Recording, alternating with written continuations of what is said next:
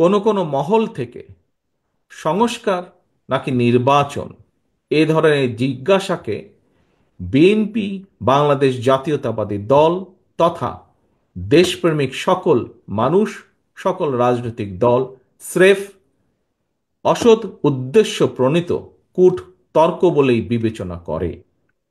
বরং আমাদের দল বিএনপি মনে করে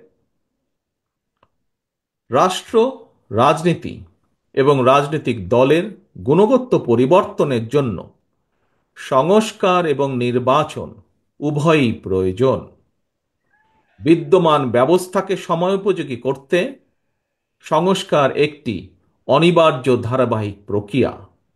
একইভাবে গণতান্ত্রিক ব্যবস্থাকে টেকসই এবং প্রাতিষ্ঠানিক রূপ দিতে নির্বাচনই সবচেয়ে বেশি গুরুত্বপূর্ণ ও কার্যকর পন্থা।